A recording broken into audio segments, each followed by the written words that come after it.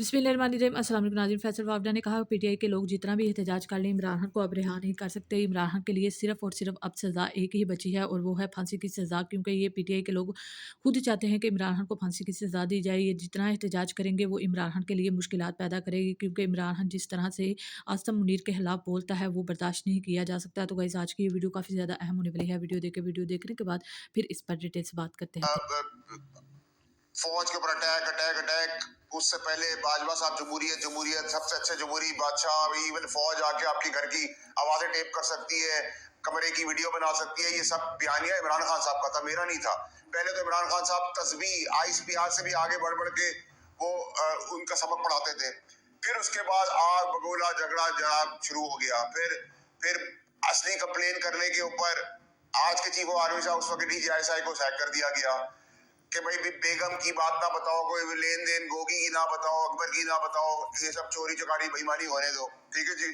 उसके बाद अरशद शरीफ का कत्ल हो जाता है, वहां से मामला शुरू हो जाता है, मेरी प्रेस कॉन्फ्रेंस आ जाती है, कत्ल गारत शुरू होता है, अपने ऊपर उन्हीं के लोग गोलियां चला देते हैं। उसके बाद जेल चले जाते हैं, जेल का बेगम साहिबा अंडरस्टैंडिंग से बाहर आ जाती है, फिर वो अंडरस्टैंडिंग के खिलाफ बात करती है, फिर गंडापुर आते हैं, जाते हैं, घूमते हैं, चाय पीते हैं, बाहर निकल आते हैं। फिर फाइनली उनका केसेस शुरू होते हैं। केसेस के अंदर 9 मई के केसेस बन जाते हैं। 9 मई के केसेस के सारे सबूत जो है वो पीटीआई वाले आके देते हैं, वॉइस नोट, व्हाट्सएप, सब चीजें आती हैं। उसके बाद इमरान खान साहब को मजीद धंसने के लिए अंदर फेंक देते हैं और खूब जितने वकील हैं वो क्लाइंट अंदर है, वकील सारे इक्तदार में है। जितनी पार्टी के बयानबाजी करने वाले कॉम्प्रोमाइज पीटीआई के लोग हैं वो सब मजे लूट रहे हैं, वो अंदर है। तो इमरान खान को अंदर कर करके वहां तक तो ले आए जहां से वापसी नहीं है। अब क्या हुआ कि SIFC का पोस्टर लगा दिए, चीफ के पोस्टर लगा दिए, गालम गलोच ब्रिगेड जो है लगी हुई है, माँ बहन हो रही है, मुल्क की कोई फिक्र नहीं, चले जी बर्दाश्त बर्दाश्त होता रहा। ये अगर टॉलरेंस नून लीग के टाइम पे, पीपल्स पार्टी के टाइम पे टॉलरेंस ना दी जाती तो ये 10 गुना 20 गुना आगे आके पीटीआई काम नहीं करती। अब क्या हुआ जी कि आप जब जेल में चले गए तो उन्होंने कहा जी किसी से प्रॉब्लम नहीं है, ना नून से, ना काफ से, ना पीपल्स पार्टी, ना मुझसे, ना आपसे, सिर्फ आसिम मुनीर से पाएगा। अच्छा, आसिम मुनीर साहब की लड़ाई के अंदर बाकी सबको एडवांटेज है कि आसिम मुनीर साहब वर्सेस इमरान खान। अच्छा, क्योंकि आसिम मुनीर साहब जवाब नहीं देते, फौज का मिजाज नहीं जवाब देने का, तो चलो जी अटैक करते रहो, मरते रहो, गालियां करते रहो। वो सिपा सलार है, वो पाकिस्तान की डिफेंस लाइन है, जंग जीता है, अपने 10 गुना बड़ी दुश्मन से शिकस्त उसको दी है, अफगानिस्तान को एड्रेस कर रहा है, ग्लोबली अपना लोहा मनवार है। आप गालियां दी जा रहे हैं, आप तमाशा खत्म ही नहीं कर रहे। फिर आपने कहा मुलाकात, अब मीर साहब मुलाकात का अहवाल सुन रहे। मुलाकात के लिए हमारे जैसे लोगों ने 4 दिन मेहनत की। मालिक साहब के शो पे कहा मैंने कि आप KPK के CM साहब आप जो है ना आए अडयाला और आप इस्लामाबाद ना आए तो आपके लिए बेहतरी हो जाएगी, मुलाकात हो जाएगी। वो नहीं आए, मुलाकात हो गई, मुलाकात हुई, फिर वही गालम गलोच, वही स्प्रेड, फिर वही तमाशा। तो अब बड़ी क्लैरिटी है सर। अब सिपा सलार अपनी जीती हुई फौज उसके बारे में कोई बात की तो जबान निकाल के जूता नहीं बनाएंगे, उसकी सोल बनाएंगे ताकि गंदगी पे उसको चलाएं। नंबर 1। नंबर 2 ये कि अगर आपने बहनों का हक है मिलना, फैमिली का हाल हवाल पूछने के लिए आईन और कानून के तहत बिस्मिल्लाह। अगर ये वाली स्टोरी है कि पॉलिटिकल और फिर वो मौला जट और तमाशा बदमाशी दबदबा नहीं होगा। वकील जाएंगे, वकील केस से बात करते हैं, बहुत सी बात है जो आईन और कानून में दर्ज है। केस के अलावा फिर पॉलिटिकल गालम गलोच बदमाशी होगी, नहीं मुलाकात होगी। चले भाई अब क्या करेंगे आप। और मजीद अगर आपने हड़ाहुड़ी चीफ मिनिस्टर से मुखातिब हुई, जिसको मीरान शाह पे होना चाहिए था अपने शहीद के ऊपर, वो काउंसलेट से मिला था अमेरिका के, क्योंकि पहले तो अमेरिका नामंजूर था, अमेरिका ने साजिश की, अमेरिका ने हमें निकाला। वो बयानिया चेंज होके एक अफसर उसके साथ 2 बंदे शहीद हो गए, उसकी फिक्र नहीं है। तो फिर अमेरिका की गुलामी का ड्रामा कौन सा मालूम सच, वो सच था, ये आज सच है। अब मीर साहब बड़ी क्लैरिटी है CM के लिए भी, बदमाशी कर रही है, आए अब कल आए परसों आए, चैलेंज है तो आए आए आए आए, आपको बताएंगे। ना फ्रंट फुट पे बात करें, ना फ्रंट रखेंगे, ना फुट छोड़ेंगे, आए आप।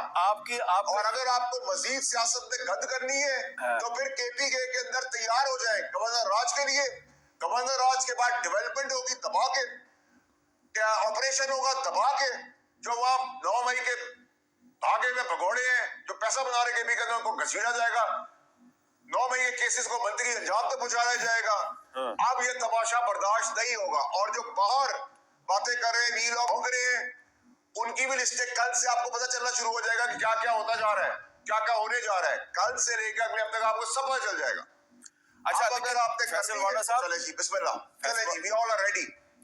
अच्छा फैसल वाडा साहब, आप काफी बांगे दोहल ऐलानात करते जा रहे हैं और काफी गुस्से में भी नजर आ रहे हैं, लेकिन क्या इसका मतलब ये है कि आप सिर्फ गवर्नर राज की धमकी नहीं लगा रहे? खैबर पख्तूनख्वा में आप कह रहे हैं कि ये जो सीएम है सुहेल आफरीदी साहब, इनको हम डिस्क्वालीफाई भी कर सकते हैं। बिल्कुल 100%। इतना ही चलेगा तो डिस्क्वालिफिकेशन है। हाई कोर्ट का ऑर्डर आ चुका है। क्या बातें करें मीर साहब आप। मेरी बड़ी क्लैरिटी है सर।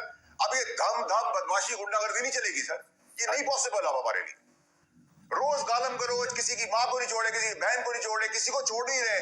सारा दिन लड़ाई झगड़ा, आग बबूला, गालम गलोच के अलावा कोई चीज नहीं है। नहीं, लेकिन उज़मा खान साहबा की मीटिंग हुई तो उन्होंने ये तो कहा कि इमरान खान साहब की सेहत वेहत बिल्कुल ठीक है, लेकिन उन्होंने कहा कि ये जो सॉलिटरी कन्फाइनमेंट है, कैद तन्हाई है, उसकी वजह से वो जहनी अजियत का शिकार है, मेंटल टॉर्चर का शिकार है। तो क्या उनको ये शिकायत भी नहीं करनी चाहिए? नहीं मीर साहब, मेरी बात सुने। इमरान खान साहब को यहाँ तक पहुंचाने वाला है कौन? इमरान खान साहब की सियासत और इमरान खान साहब के इर्द गिर्द के लोग ही तो यहाँ तक ले गए। सारा बेनिफिट क्यों मिल रहा है? वरना किसी की शक्लें हैं कि इनको कोई बुला के पूछेगा? मैं उनका एहतराम करता हूँ बहनों का, लेकिन मुझे आप बताएं, अगर आप ये कहते हैं कि सॉलिटरी कन्फाइनमेंट के अंदर वो गुस्से में नहीं आएंगे, तो फिर जिन्होंने कत्ल किया हुआ है जेलों में जो बैठे हुए हैं मुजरिम, वो गालियां दे, धो जबरदस्ती बदमाशी करे, तो क्या छोड़ दे उनको? तो फिर जंगल और शहर में और बेईमान और ईमानदार में फर्क क्या रह जाएगा? एक क्रिमिनल और एक आम आदमी में फर्क क्या रह जाएगा? और आप 9 मई के केसेस का अभी तक कोई मंतकी अंजाम तक पहुंचा नहीं है। ये सब सामने पड़े हैं केसेस, सब अपनी मंतकी अंजाम तक पहुंचने वाले हैं। क्या बातें कर रहे हैं मीर साहब? नहीं तो ये हमने जो पूरी कोशिश की। ये आप समझते हैं मुलाकात के अंदर हमने नहीं इसके अंदर एफर्ट किया? हमने बहुत एफर्ट किया सर।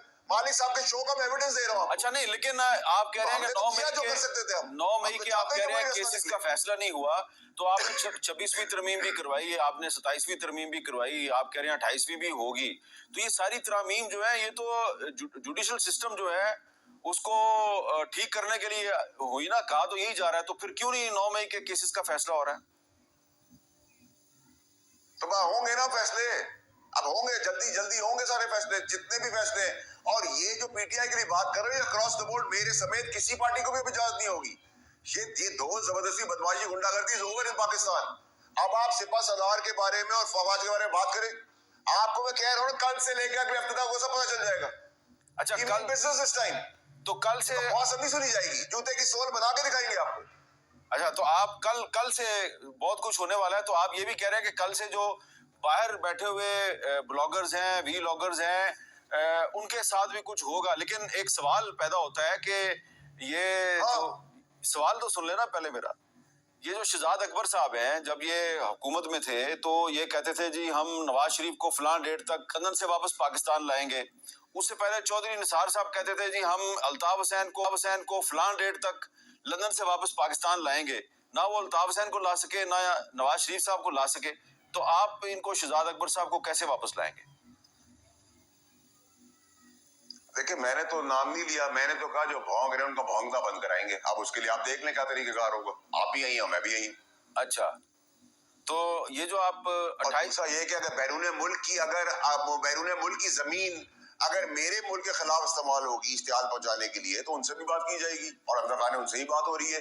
अगर वो कहते हैं कि अपने हमारे रेपिस्ट वापस ले लो, जो पाकिस्तानी रेपिस्ट थे, तो हम नहीं कहेंगे कि तुम हमें अपनी जमीन कैसे इस्तेमाल करने दे रहे हो पाकिस्तान के खिलाफ, पाकिस्तान में आग लगाने के खिलाफ, इश्तिहाल दिलाने का, मरवाने के लिए, जान से मारने के लिए। हम नहीं करेंगे सारी बात सर। तो गाइस आप लोगों ने देखा कि आज फैसल वावड़ा ने कहा कि पीटीआई के लोग बाज नहीं आ रहे, ये आए दिन एहतजाज करते हैं, जिसका बहुत ज़्यादा आसम मुनीर को और फौज को गुस्सा है, क्योंकि ये उनका नाम लेकर हर जगह पर बोलते हैं और उनके खिलाफ बोलते हैं। और आप लोगों ने देखा कि इमरान खान भी जेल में बैठकर आसम मुनीर के खिलाफ कुछ ना कुछ बयानियाँ बनाकर बाहर भेज देता है। इस वजह से इमरान खान से ना तो मुलाकात होगी, और इमरान खान को जितनी भी सज़ाएँ हुई हैं उसके बाद सिर्फ एक ही सज़ा इमरान खान के लिए बचती है, और वो है फांसी की सज़ा। और इमरान खान को ये बहुत जल्द फांसी की सज़ा दिलवा देंगे, क्योंकि ये एहतजाज करने से बाज नहीं आ रहे और ये बार-बार एहतजाज करते हैं, जिसका सिर्फ़ और सिर्फ़ इमरान खान को नुकसान हो रहा है। वो दिन ब दिन मुश्किलात में गिरता जा रहा है। तो गाइस आपको ये वीडियो कैसी लगी है? वीडियो के कमेंट बॉक्स में अपनी राय का इज़हार ज़रूर किया करें। वीडियो को लाइक और शेयर कर दें। अगर मेरे चैनल पर नए हैं तो चैनल को सब्सक्राइब कर दें। मिलते हैं अगली वीडियो में, तब तक के लिए अल्लाह हाफ़िज़।